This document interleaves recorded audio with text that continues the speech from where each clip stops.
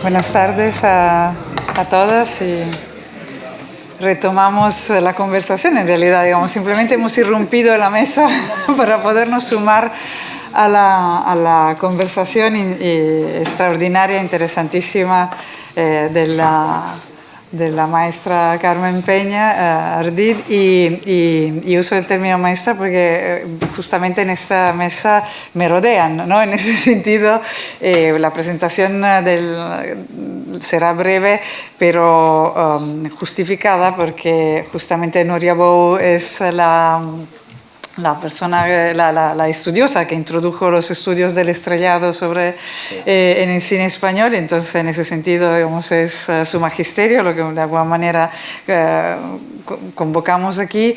Voy en orden alfabético. Nora Catelli es la fundadora de los estudios de teoría de la literatura y literatura comparada en la Universidad de Barcelona, y por lo tanto, digamos, la perspectiva que espero que pueda de alguna manera dialogar con los estudios del estrellado es justamente una perspectiva más próxima a lo literario y a las diversas formas de relato.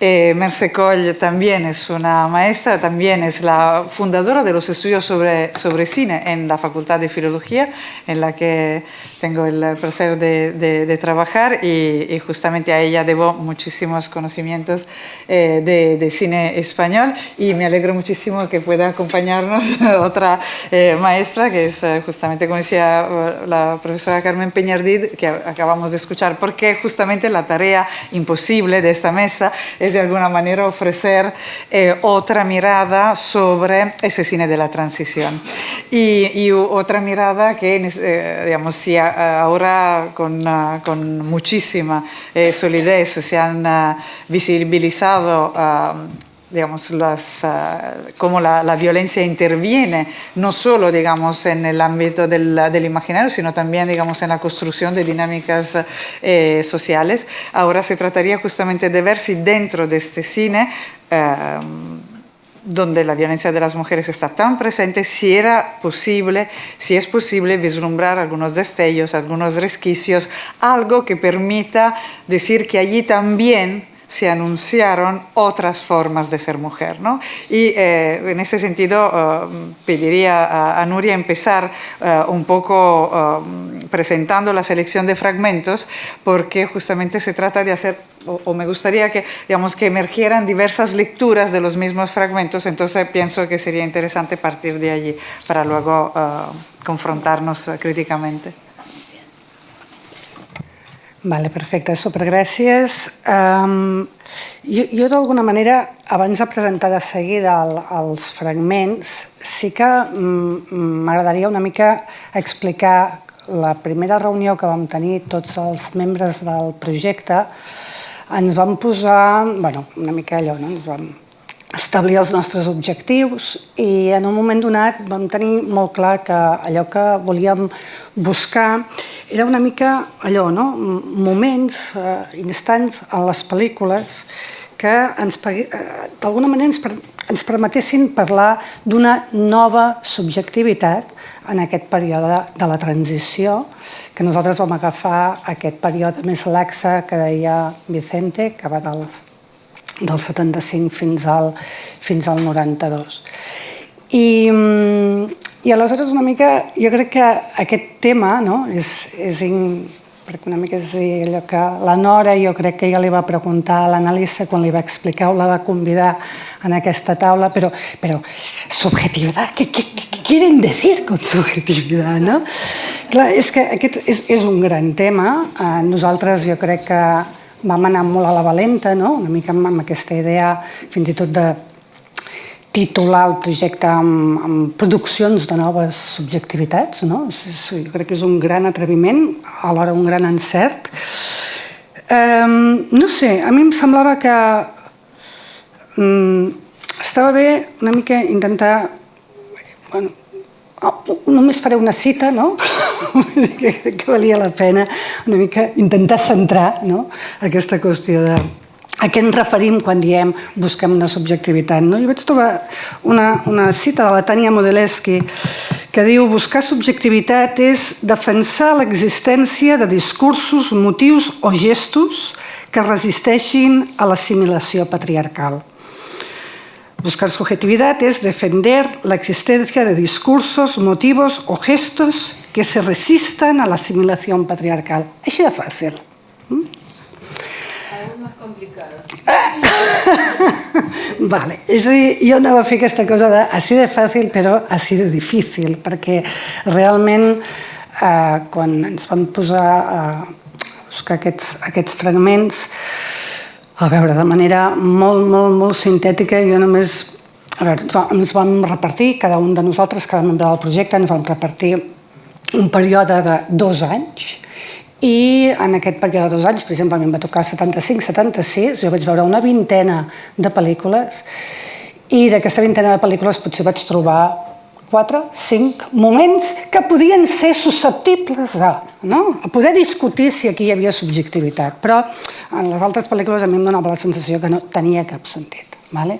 Llavors, clar, dit això, jo crec que també de manera molt sintètica, crec que val la pena subratllar, no? Aquesta qüestió de la dificultat que això realment genera. No? Llavors, bueno, jo crec que per una banda, quan nosaltres cada membre del grup portava el que ell havia trobat d'aquesta vintena de pel·lícules d'un parell d'anys, mostrava aquests fragments i els discutíem entre tots. No? Llavors, clar, aquí de seguida ja ens vam adonar que el que per mi era subjectivitat per l'altre no ho era, o que el que podia ser una idea alliberada de presentar un discurs femení, també podia ser llegit d'una manera absolutament conservadora. No? Llavors, bueno, jo crec que això va ser un gran tema. I després, jo crec que, a part d'aquesta qüestió del número de pel·lícules que realment, o de moments que realment ens costava trobar, també jo crec que això sí que és una cosa que recordo molt que l'Analisa va subratllar com una cosa realment molt interessant, que hi havia moments que sí que podíem tenir clar que aquell moment de subjectivitat era absolutament clar, com a mínim per nosaltres i un cop discutit, però que era com una revelació momentània. No? Jo recordo molt l'Analisa, una mica aquesta cosa fascinada, però una mica dir, no, es que estos fragmentos lo que están haciendo es irrumpiendo, fragmentando el discurs. No? I pensava, hòstia, sí, clar, realment això té sentit, no? perquè està passant alguna cosa en aquell moment. Però si després llegim la pel·lícula tota sencera, realment ens adonem que és un moment, és a dir, només. No? Bueno, jo crec que a mi... Jo necessitava fer aquest preàmbul perquè ara mateix passo ja els 3 fragments, però per entendre que aquests 3 fragments són 3 fragments que han de ser, no és que siguin, és que han de ser absolutament discutibles. No? Llavors, en aquest sentit, m'agradava molt, no? Que la Nora i la Mercè de filosofia i de la literatura vinguessin una mica a llegir-los des de llocs totalment diferents des dels llocs que nosaltres hem anat discutint des del projecte. No? Llavors, res, jo crec que no sé si diré res dels fragments, si voleu després ho podem discutir, però jo crec que està bé ensenyar-los tots i ja anem parlant. No? Bueno, l'ordre havia de ser un altre, però finalment crec que està bé començar pel xiste, no? Començar per un que sembla que no és res, però jo crec que pel que és la pel·lícula sí que té importància pel que seria la representació excèntrica de totes les figuracions femenines d'aquesta pel·lícula, que és Duerme, duerme, mi amor. Són molt curts tots els fragments, vull dir que no us preocupeu. És gairebé l'inici. Allí, mi mujer. He visto a mi mujer. ¡Amparo! ¡Amparo! Llama a Félix, que este señor ha visto a su mujer. Es aquí, en este bloque. Me ha debido desorientar la posición del sol. Ahora está en poniente y la otra vez que vine el sol estaba en naciente. ¿De qué sol habla? Si no llega a ser por mi mujer, nos perdemos. Pues la señora de este también está muy bien y vale mucho. Como que sin ellas no somos nada. ¿Pero qué hace esa loca? ¡Amparo! ¡No hagas bobadas, mujer, que ya te hemos visto! Parece el retrete, oiga. ¡Amparo, que soy yo, Mario! ¡Es que no me ves! ¡Amparo! ¡Amparo! Lo de siempre. Qué poco. Más o menos. Maldita sea. Se aburriría. Todo el mundo se cansa del váter. Igual le pasa a mi mujer. ¿Y a usted le molesta? A mí me molesta todo. ¿La calle es suya o qué? Vate, cierra el baño. Vale, jo crec que tiro ja endavant, només jo crec que està bé subratllar el tema de la loca, no? L'excèntrica, no? Crec que si també aquí tornem a pensar en el que seria el cinema del franquisme, la loca realment està en una institució encerrada i aquí és la dona, no? De la casa, que el primer la veiem traient la pols. Clar. Un tranquilizante en la boca todo el tiempo. ¿Quieres que...? No. Sí, ponlas a las 3 y después... Sí? Mejor, no? Vale. I anem a la... Sí. Anem a la petició. Jo crec que no cal explicar res, eh? Pilar Miró... Miguel, Ostentació... ¿me alcanzas esa rama? ¿Cómo no? No, esa no. Espera, esa otra. No, deja.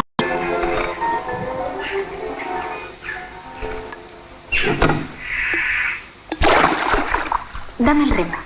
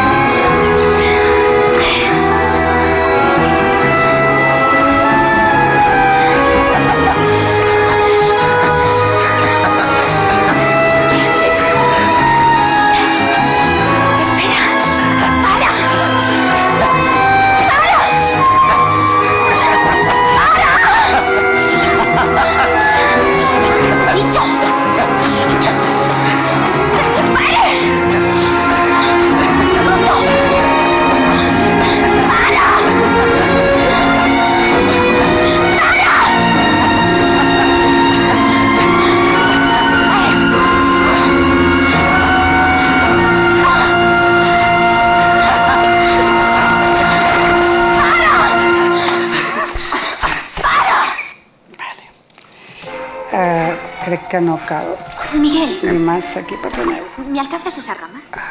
¿Cómo no?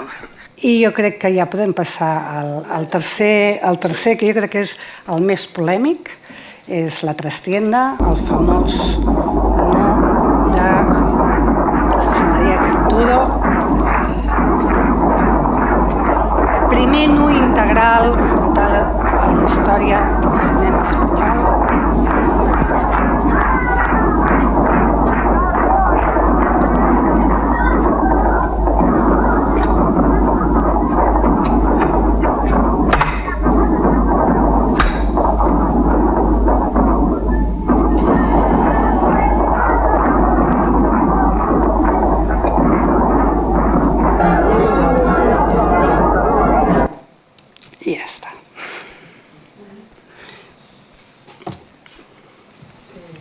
Gracias, ¿Cuál era el orden? Nuria. No. Sí, yo creo que podríamos abrir la conversación a partir de la visión de los fragmentos y en ese sentido, ¿no? Sí, lo digo porque no hay un orden previsto en la respuesta, pero como...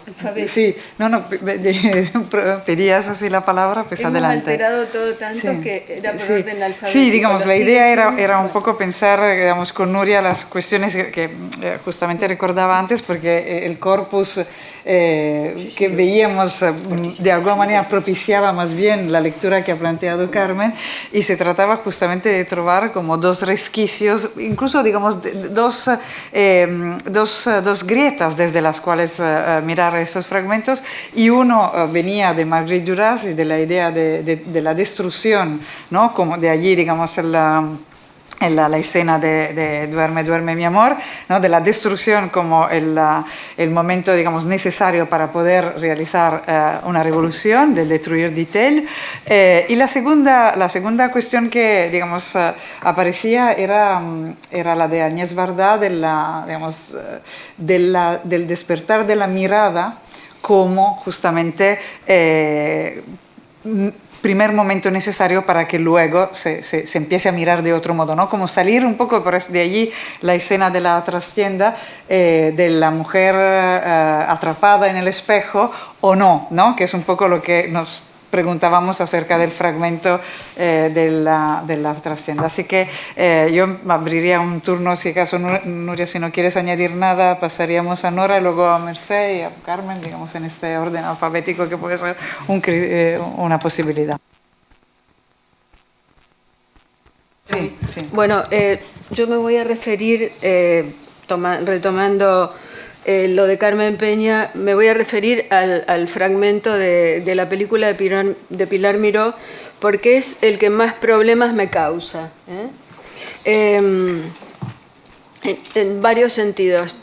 En el primer sentido, como soy, creo, la mayor que está aquí, yo llegué a España en 1976 y vi todo el cine de la transición mientras estaba siendo cine de la transición. O sea que tengo una primera mirada de espectadora, y después de estas revisiones, cuando hiciste tú esta recopilación, me daba cuenta de que lo había visto casi todo y lo había olvidado, salvo algunas cosas, pero lo había olvidado. Y la de Pilar Miró la había olvidado, y ahora con este fragmento volví a recordar cosas. Y lo que me llama la atención es una frase que tú escribiste justamente sobre esta película, y que tú lo planteaste de otra manera, que es la película de Pilar Miró, La Transición, una petición que no por casualidad está basada en un cuento de Solá. Y es aún más sangrienta que el cuento de Solá, porque en el cuento de Solá el instrumento de la resolución del crimen no muere ni es asesinado, mientras que aquí, en la penúltima escena mejor, a palazos, después de resolver el problema del cadáver del amante que asciende socialmente, porque esta es una película absolutamente naturalista, en el sentido de que cada personaje está marcado por su origen social y por las taras familiares de su familia, incluso Ana Belén, porque Ana Belén tiene un tío loco encerrado.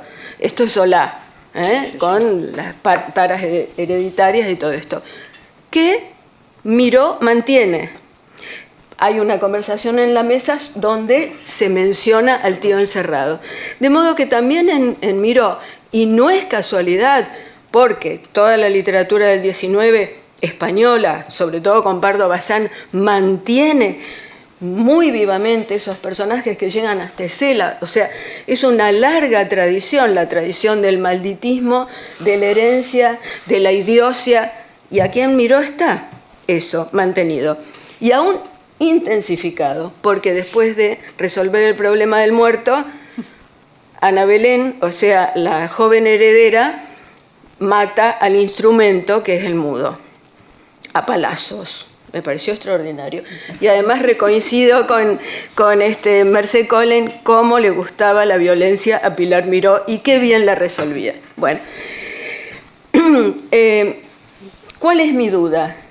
Cuando tú dijiste, ella vuelve al orden, no, ella es la heredera del orden que le da el lugar desde el cual ella decide quién vive y quién muere. Y en la cama misma ella decide cómo se goza. Eso en esta película es indiscutible. Yo no la veo volviendo al lugar.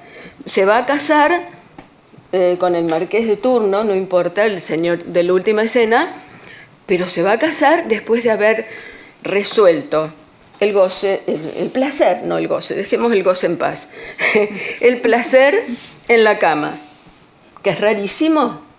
Ella ordena y él muere por casualidad, pero muere con un hundimiento por un herraje de la cama. Todo eso está resuelto de una manera que no es un clímax, porque el clímax llega con los asesinatos, con el asesinato segundo. De modo que cuando ella vuelve, ella es la heredera del poder del padre, del que se va a hacer a través del matrimonio. Pero eso no significa que claudique. Al contrario, ella juega con los términos del capitalismo agrario, digamos, del momento en que está situada la novela, o del orden clásico, y se hace con el lugar que le toca. No puede ser una revolucionaria. ¿Quieres que conteste? Ah, no. No, un momento, todavía no. No puede ser una revolucionaria.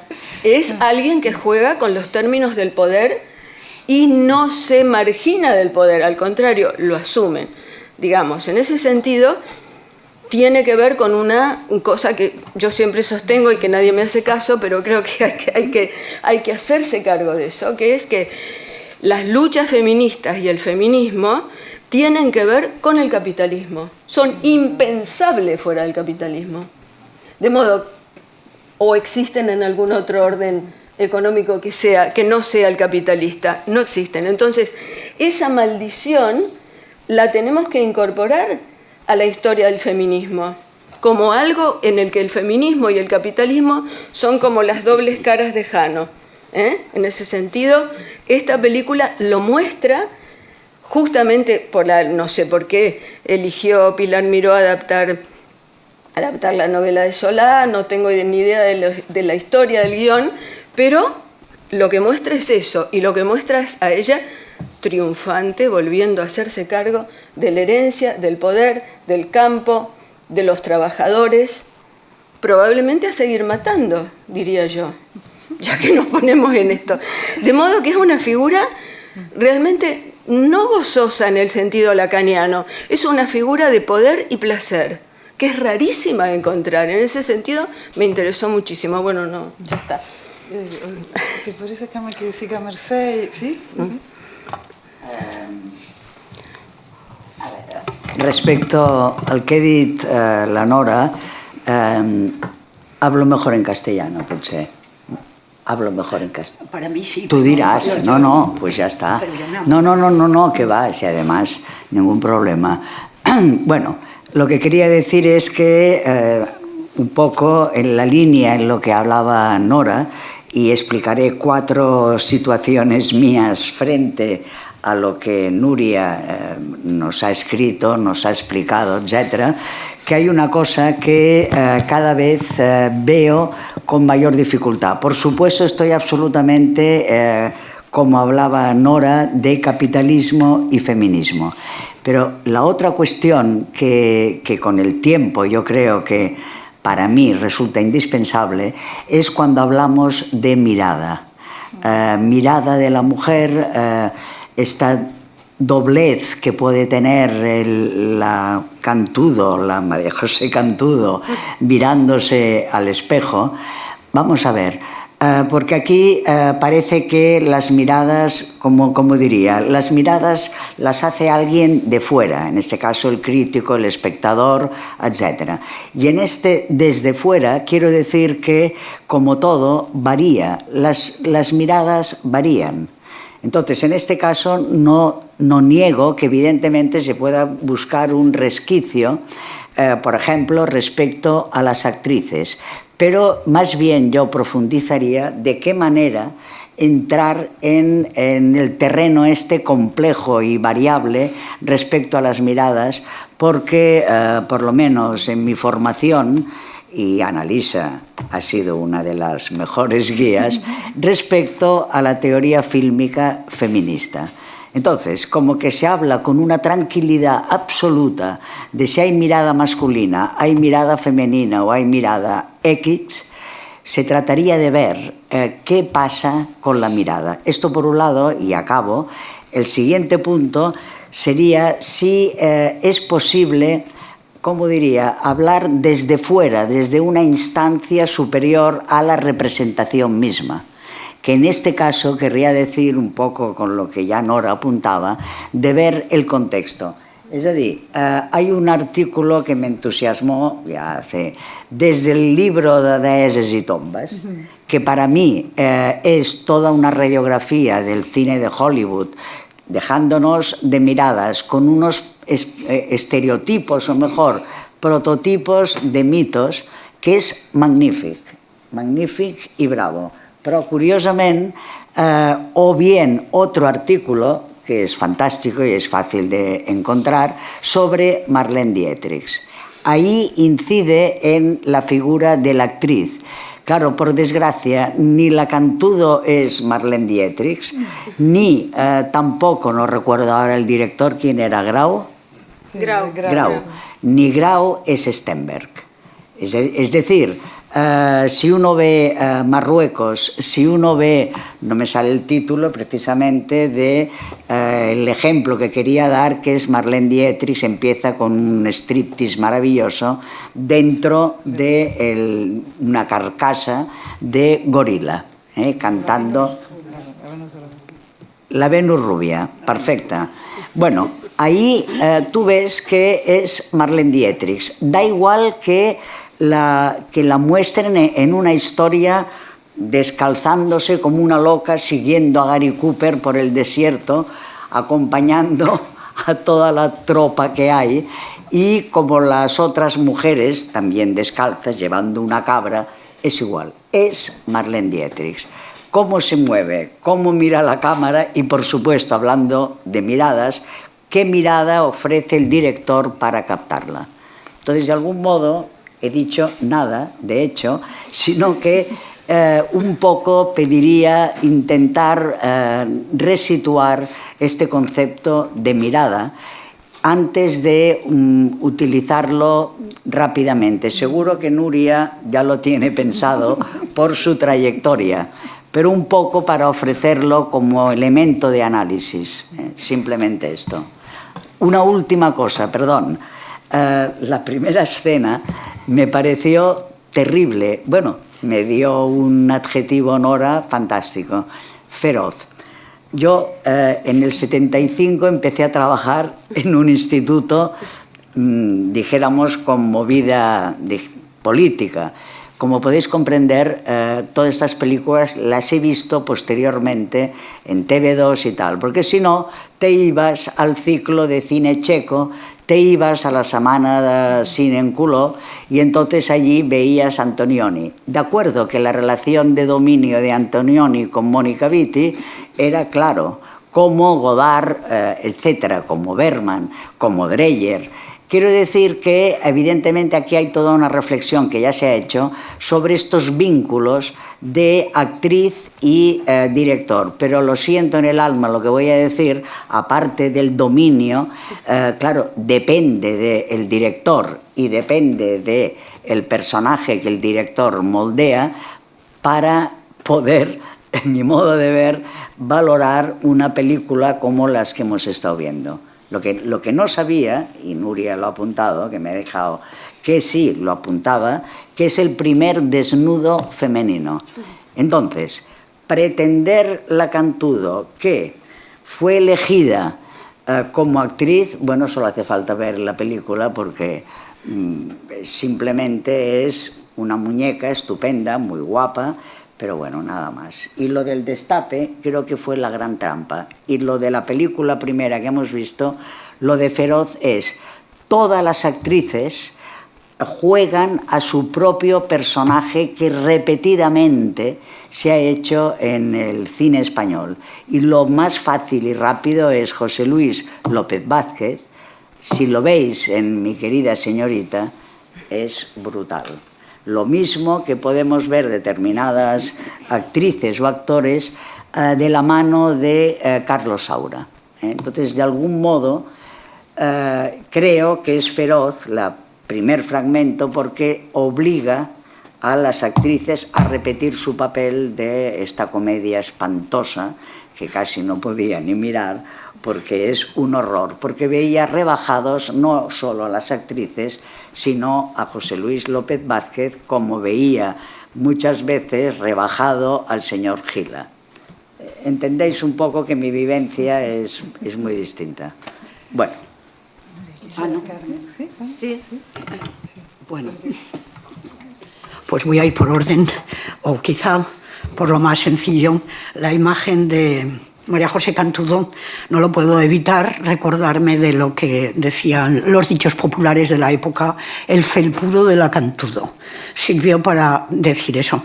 Yo cuando veo esa imagen, que además como es tan rápida casi no la veo, pienso, ¿para qué se mira al espejo esta chica tan guapa, tan sana, qué guapa está?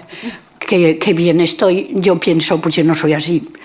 Esta no le llego a nada y no sé para qué se mira. O sea, porque no tengo, a mí no me dice nada porque se mira, salvo para decirme eso, juventud, belleza, salud y una pose atractiva. No puedo pensar más, no me da para pensar más esa imagen. La escena de Duerme, duerme mi amor, es que es una película, esa sí que es muy compleja, con un humor grotesco y para mí difícil de interpretar, porque yo puedo seguir toda la película desde dos perspectivas distintas. Creo que os leí algo que me hizo matizar mi propia lectura inicial.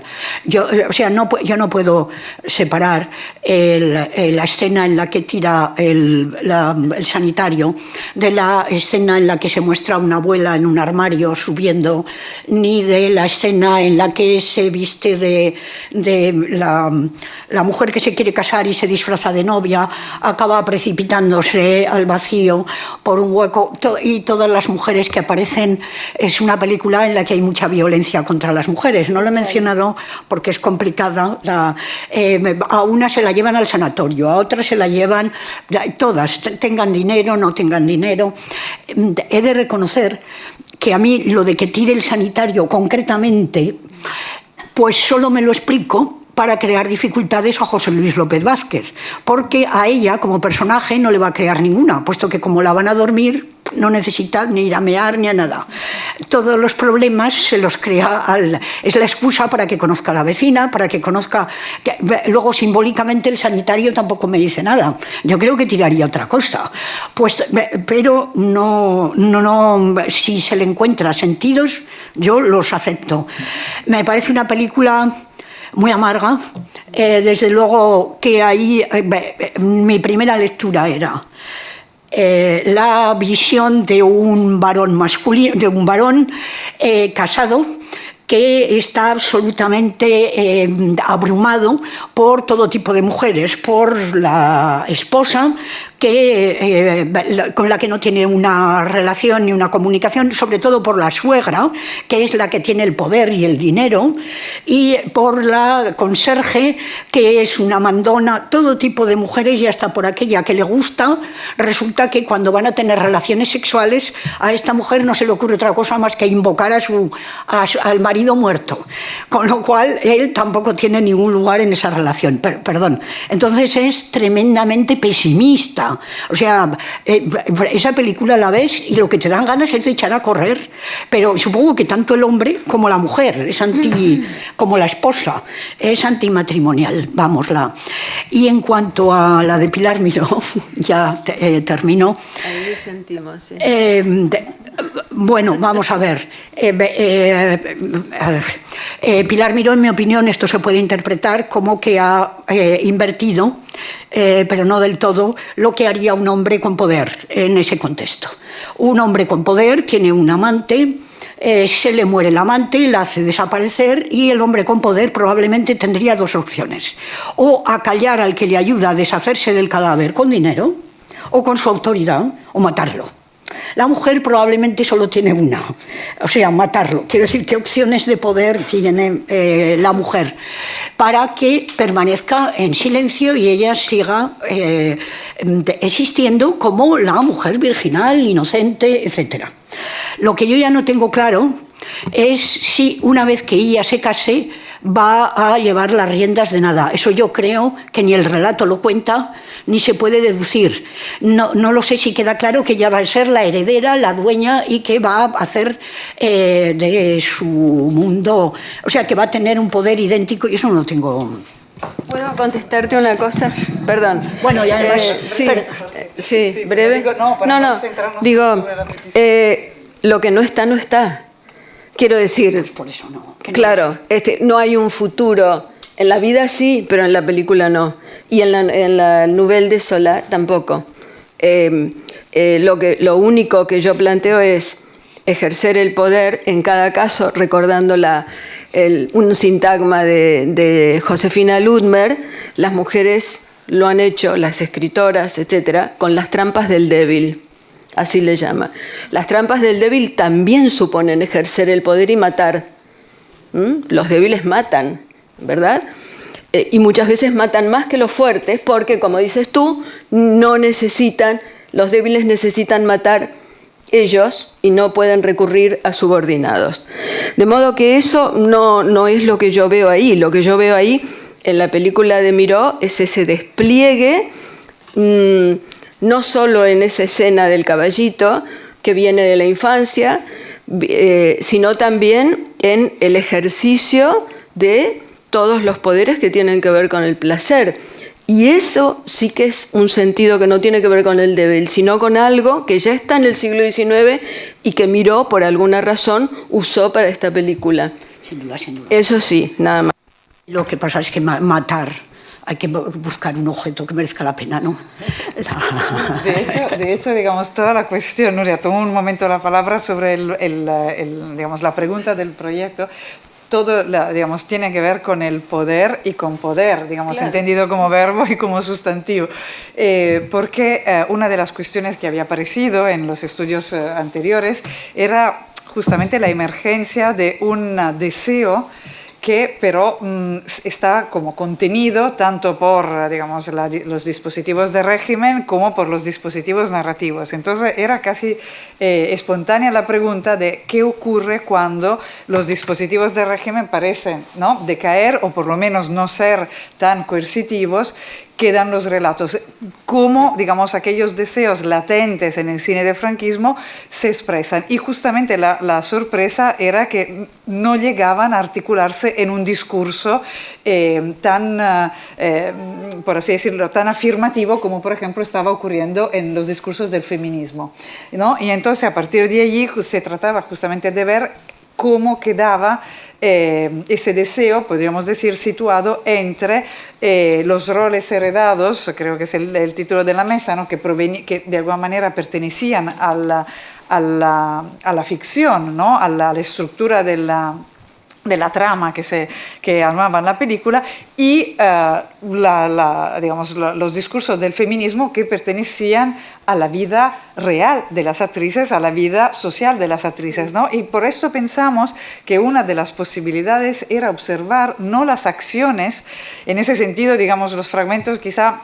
digamos, son fugaces, adredes, porque justamente se trataba de ver si había algo que fisuraba, que agrietaba, que producía como un desajuste entre el relato y, digamos, lo que era, digamos, la actuación. Nos centramos mucho sobre las miradas a cámara o sobre el momento en el cual la acción parecía detenerse innecesariamente desde el punto de vista de la progresión narrativa, y era casi, digamos, una suerte de petrificación de la cámara frente a un gesto o una mirada de la actriz, a la cual reaccionaba por otro lado enseguida. De hecho, la trastienda enseguida reanuda, ¿no?, el relato. Entonces la cuestión, digamos, era también ver si por allí surgía algo, ¿no?, contenido, repito, entre el rol del personaje y entre la estructura, ¿no?, del relato. Pero hay posibilidad, porque si no, claro, después de la presentación de Carmen, una tiene que pensar que pese a haber caído todas, digamos, los dispositivos de coercición explícitos, hay algo que sigue inhibiendo la expresión del deseo femenino, ¿no? Pero es que la expresión del decir, deseo femenino lo expresarán las mujeres. Sí, claro, sí, no, la cuestión era cómo es que no aparece en el cine de una manera que está hecho por hombres disruptiva, claro, pero entonces, digamos, la cuestión era justamente interrogarse sobre si estas interpretaciones de alguna manera aportaban algo con respecto a esta, ¿no?, digamos, a esta factura autorial, o si estaban condenadas a seguir, ¿no? En ese sentido, digamos, había allí una grieta, hay una fisura, hay algo que anuncia que está cambiando el espacio de la subjetividad femenina, digamos, o no.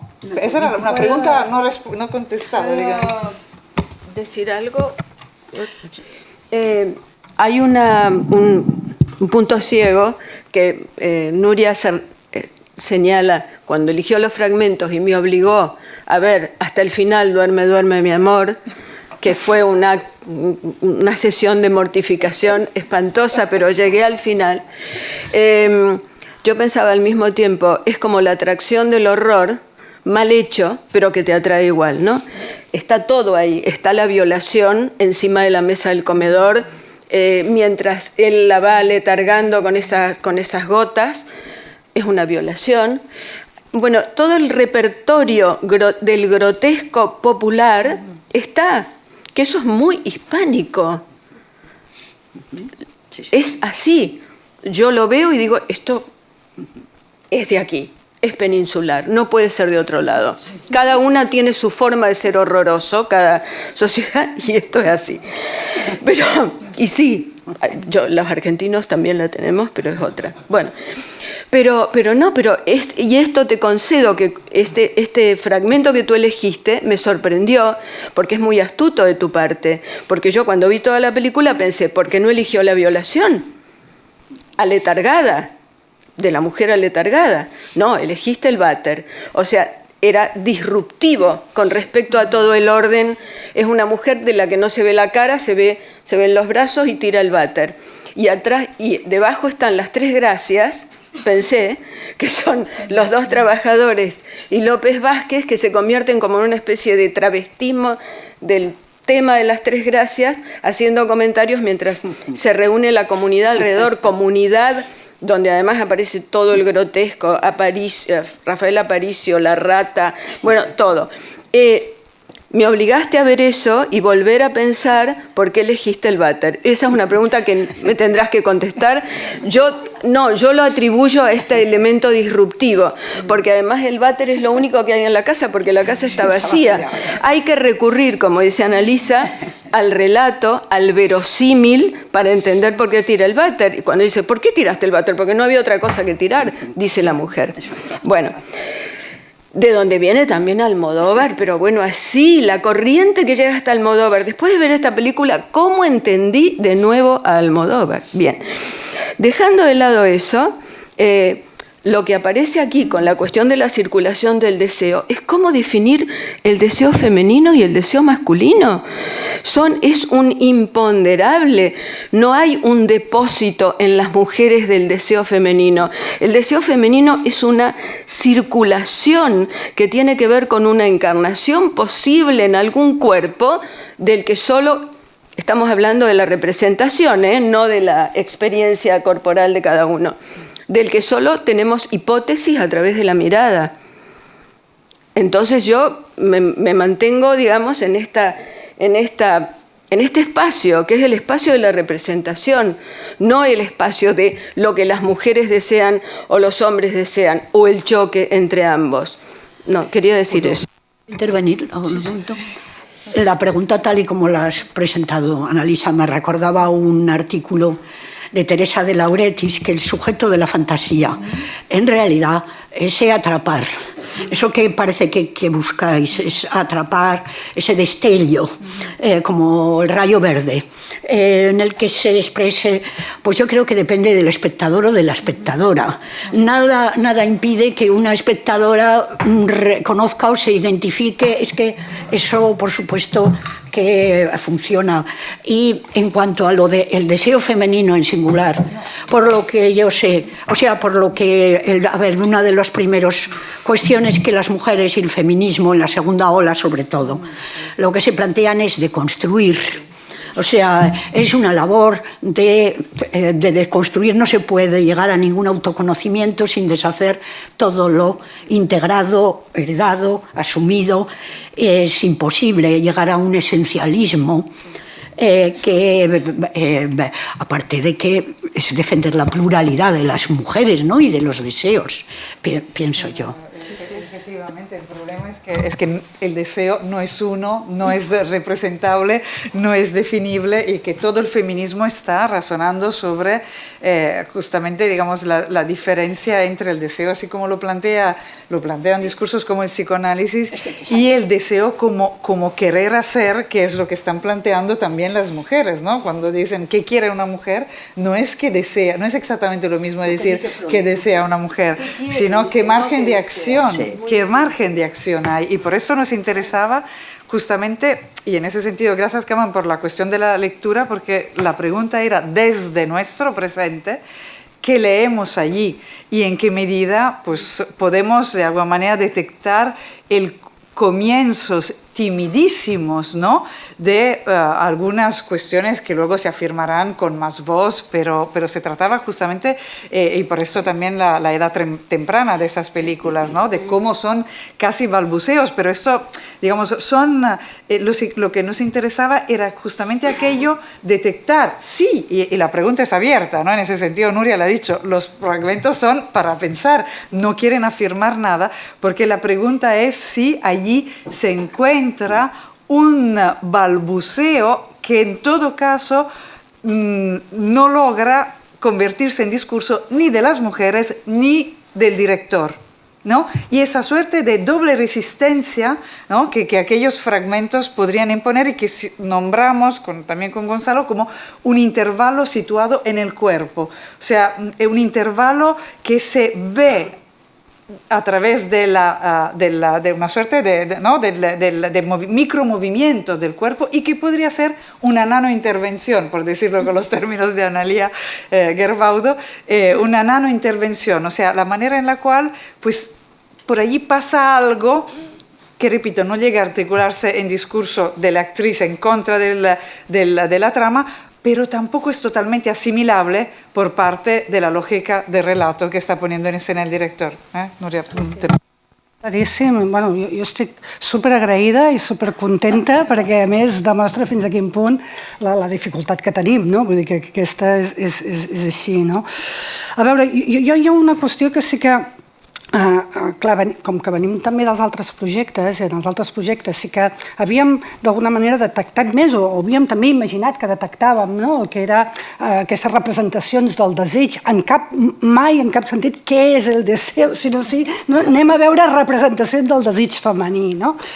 Llavors, agafant aquest fil, sí que sempre per nosaltres era molt interessant intentar veure ara en aquest projecte respecte al que havia estat el cinema franquista.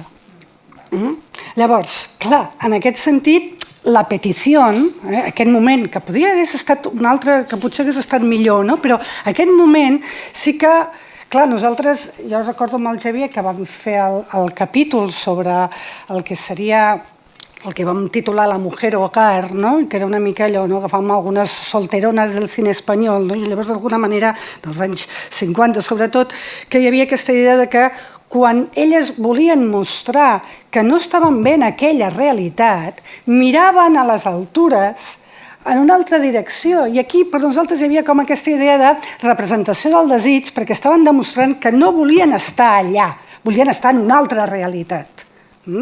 Las actrices, ¿te refieres? Exacto, no, dentro, o sea, los personatges, ¿vale?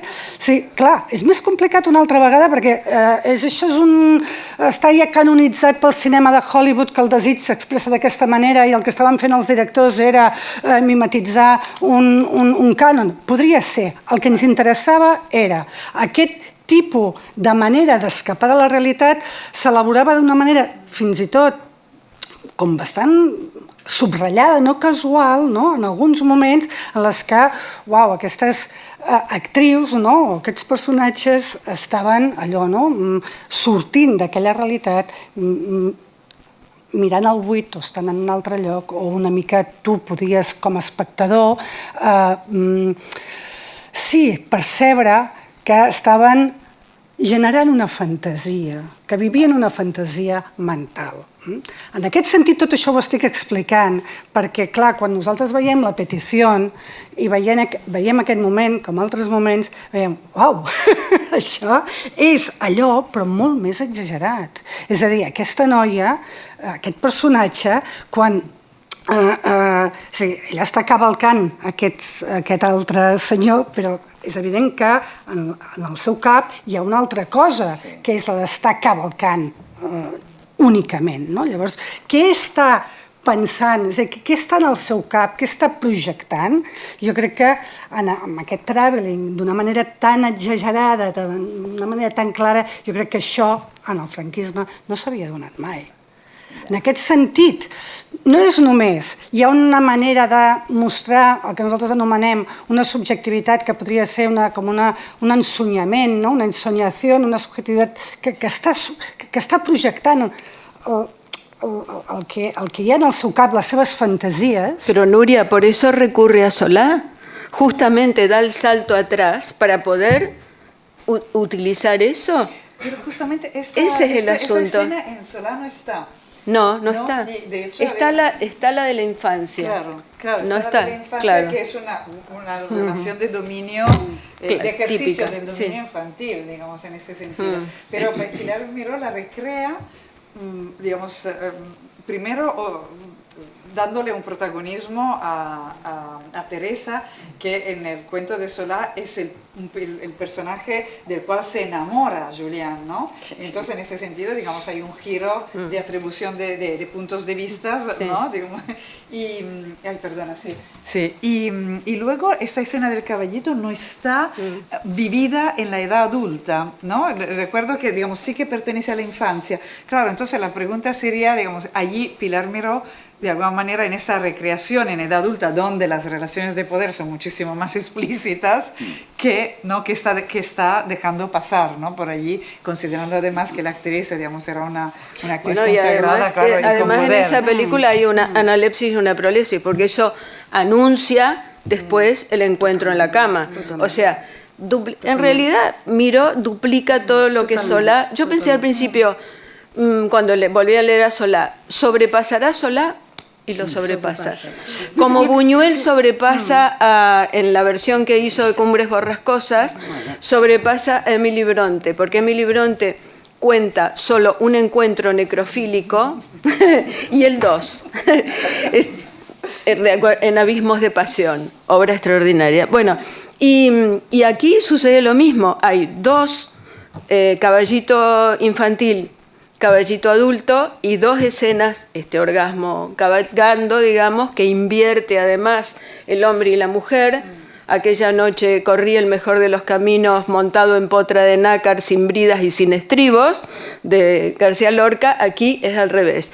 Bueno, y además, después, el encuentro sexual que termina con la muerte del honesto contable, sí, no? Jo crec que és subratllable aquest moment de que en jo crec que sí, goce d'ella, jo crec que en el moment que hi ha la possibilitat de que ell goce... Le arranca el pelo. No, a mí no me interesa. Yo esto no lo comparto contigo. I jo crec bueno, que aquest moment... Clar, clar, llavors en aquest sentit sí que ens podia semblar, no?, que Que això Y después tiene d'una manera cosas muy irónicas. Estoy redescubriendo a Pilar Miró totalmente en este momento, porque tiene cosas muy irónicas, como por ejemplo que ella aparece impoluta de blanco todo el tiempo mientras mata 2 tipos. Y uno a palazos, y no tiene una sola mancha. Eso me pareció fantástico, irónico, porque es completamente inverosímil. Totalment. Com no? aquesta escena, jo crec que té un punt Sí, irònic sí, sí, també. sí, sí. És que clar, és massa exagerat, Sí, sí. no? Pero siempre pasa que es problemático el que lo que repita una mujer sea la posición tradicionalmente masculina y que se limite a... Eso siempre es problemático, digo. O sea, a mí, por un lado, esto que hace Pilar Miró me parece valiente y desde luego es un desafío. Es un desafío y así lo fue un escándalo, y creo recordar que es curiosísimo que la crítica habla de esta mujer como un monstruo, etcétera, mientras que cuando hablan de Leo en la película Bilbao hablan de fetichismo. O sea, no, la mujer es monstruosa cuando tiene comportamientos de violencia. Sé que a Pilar Miró le agradaba eso, el decir, pues voy más allá. En cualquier caso, a mí lo que me distancia de esa película, o sea, me gusta como gesto y desafío. Pero lo que no me satisface ni me interesa, porque también han cambiado los tiempos, son relaciones sexuales que necesiten la transgresión, la muerte, el asesino, que es que no me va. Debe ser eso, que no me va, quiero decir, que no me pone, esto que se dice, que una relación que para que haya sexualidad tenga que haber poder, no reconocimiento, o sea, es en lugar de entendimiento, en lugar de placer, en lugar de disfrute, en lugar de... Ya sé que parece que lo estoy poniendo todo muy, muy bonito, pero lo que me hace que no me convenza ni en hombres, pero tampoco mucho en mujeres, salvo que fuera una circunstancia muy... Pero no me convence el que tu relación con este personaje tenga que ser humillándolo.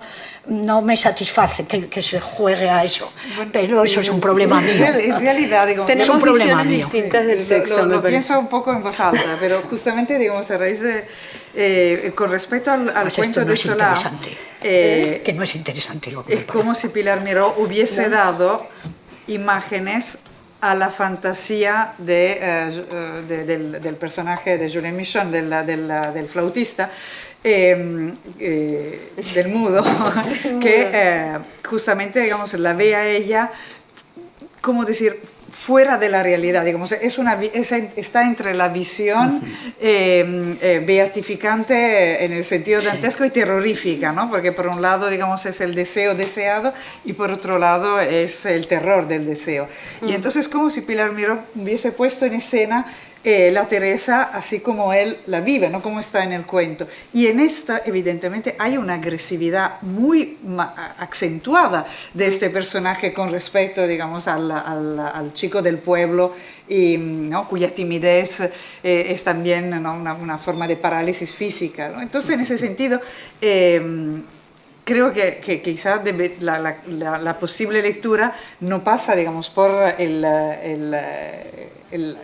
realismo, la mímesis, ¿no?, que parece convocar la puesta en escena, sino por una suerte, digamos, de realidad fantasmada, alucinada en la mente del personaje, porque es verdad que la crueldad, digamos, de Teresa en el cuento no aparece, ¿no?, en ese sentido, pero sí aparece la intensidad de este personaje sobre alguien que es pobre. Pero entonces está ¿no? Y ahí hay una relación de poder. Pero está la recepción, ¿es tu fantasía o no la mía?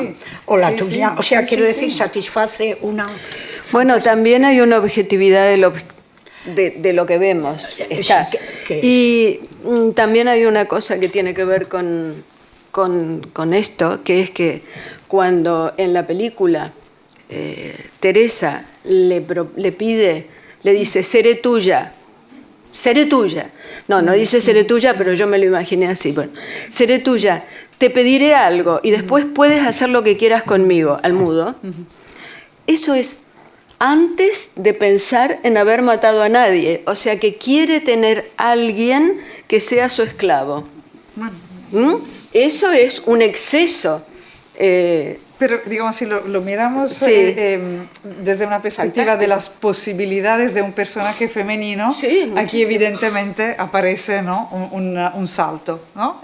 Entiendo, digamos, que ese salto no podría de alguna manera satisfacer la verbalización de los discursos que se estaban planteando en aquel momento, ¿no?, en los foros feministas, pero desde luego hay algo que no hace serie, ¿no? De repente algo que se desmarca. Y creo que allí es donde se puede buscar la emergencia de algo nuevo que podemos llamar subjetividad o no, pero subjetividad justamente digamos, es un término que no, pero es que además para indicar un el arte nunca hace serie con lo que pasa en la realidad histórica y esa es la función que tiene. Justamente el choque entre la serie del arte y la otra serie, que es la serie de la praxis, podríamos decir, ¿no? Si no, es volver al 34 con el realismo socialista, o sea, no hay otra posibilidad de verlo más que la distorsión, el desacuerdo, ¿no? El desplazamiento constante, me parece, no sé. Como decía Nuria, digamos, lo que venía siendo el cine español no dejaba prever, ¿no? Entonces, en ese sentido, la irrupción de algo que desplaza. Pero ¿no? imaginaos una película tras otra, en la que se mata al hombre con el que has tenido relaciones, una tras otra, hayas tenido, ¿no? Que es lo que pasa al revés. O sea, aquí estamos hablando de una película en la que, ¿qué tal? Y está normal. Y lo otro es lo que nos toca esperar a las mujeres. Es lo que tocaba, el ser las víctimas. No, solo digo, imaginémonos una tras otra. Interesante, digamos, una cuestión espinosa, que por supuesto no vamos a resolver en esta mesa. Dos, de hecho, hay cuestiones espinosas. Una tiene que ver con cómo pensar estas nanointervenciones, eventuales nanointervenciones por parte de actrices en relación a la dimensión siempre colectiva que ha tenido, digamos, el feminismo y... digamos, y por otro lado, justamente lo que planteabas, Carmen, de cómo, digamos, esto aparece en un régimen donde lo hegemónico es la mortificación, despedazamiento del cuerpo femenino. Digamos, ¿qué fuerza de resistencia puede tener el intervalo que aparece en un gesto? Es verdad, en ese sentido, digamos, es mínima, no? La problemàtica jo crec que és molt clara, no? És a dir, en el moment que pensem en la pel·lícula, què significa, ens n'anem tots a casa, és a dir, no hi ha solució. O sigui, l'única cosa que podem fer és pensar en instants, en aquests moments. Llavors, res, jo crec que si pensem en la lògica de tota la pel·lícula sencera és que llavors no funciona. És a dir, l'única cosa que tenim esperances en aquests fragments, en aquests moments de revelació absolutament momentanis. Parlant d'aquestes revelacions momentànies, i una mica per reprendre el discurs també de la Mercè, a mi m'agradaria retornar a l'escena de la María José Cantudo, a la trastienda. Més que res perquè, clar, aquesta imatge, doncs clar, també pot ser llegida com una imatge absolutament misògina. Mira, ja tenim allò, no? Tots els homes ja poden veure un nu sencer d'una dona. Ara, sí que d'alguna manera ens cridava molt l'atenció el fet de que es tractés de la primera escena on aparegués aquest nu integral i que precisament aquest nu integral fos per la ficció, la ficció, i en aquest instant pel que seria la mirada de la mateixa María José Cantudo. Llavors, clar, aquest moment de dir, podríem parlar... A veure, a mi em feia gràcia jugar com a mínim, de dir, bueno, a veure, ja que és la primera vegada, haguéssim pogut haver-hi 3 tios allà o un tio fastig... no?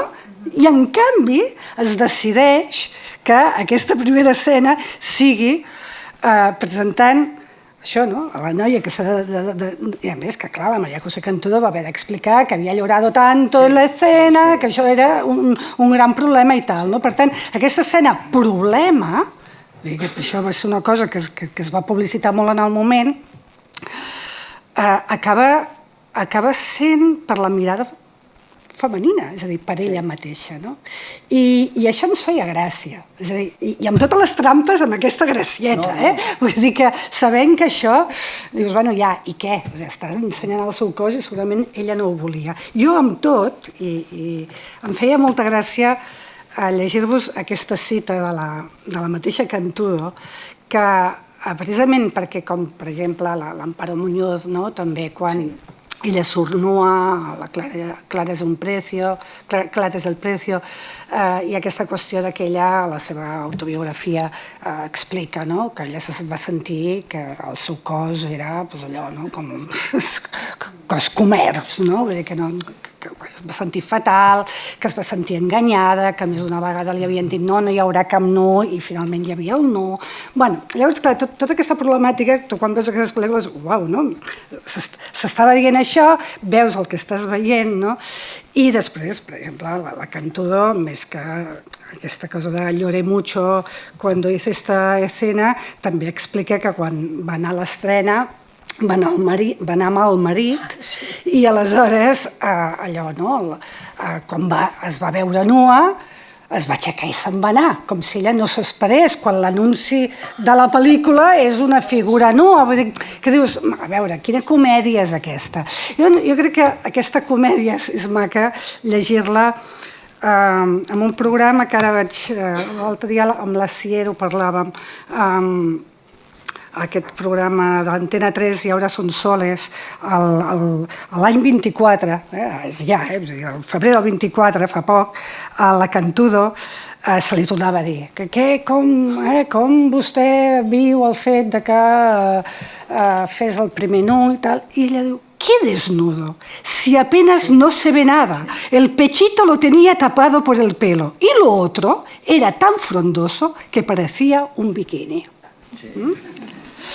És a dir que és maca, també, aquesta idea de dir, vale, tot allò que es va dir en el moment, i que evidentment, clar, era... com ella mateixa ho relativitza i com ella mateixa se n'en riu, no? Però bueno, això era una mica, em feia gràcia llegir aquesta cita, però sí que em feia molta gràcia preguntar-vos una mica aquesta qüestió de... o preguntar-vos una mica aquesta qüestió de... si és... allò, aquesta idea de podem parlar d'una subjectivitat íntima pel fet que aquest nu s'hagi donat per la mirada del personatge femení, una mica d'aquest l'atreviment que nosaltres vam tenir quan pensàvem en aquesta escena. No, jo aniré ràpida pensant també en l'hora, simplement que tot el que has explicat, Núria, m'ha resituat molt. Inclús torno enrere de la meva intervenció. Evidentment, sempre amb una imatge hi ha uns ulls que miren. És igual, l'espectador, el director, l'actriu, el que il·lumina, igual. Aleshores, tota la qüestió de què es veu, i m'ha semblat perfecte que l'Analícia ho ha completat amb la qüestió de la fissura, algú no encaixa, efectivament, algú no encaixa. I la pregunta és molt bona, perquè com a mínim trenca el que deia al començament, que a vegades funcionem només amb tòpics. Amb la qual cosa el concepte de mirada, escolta, si queda la mirada com una mena de significant que no té un significat concret, adelante. Evidentment, una imatge és perquè algú la mira, o perquè algú ha estat mirant alguna cosa i ho ha traduït en imatge. Da igual. O sigui que, molt bé. Muy bien explicado. Muchísimas gracias a todas.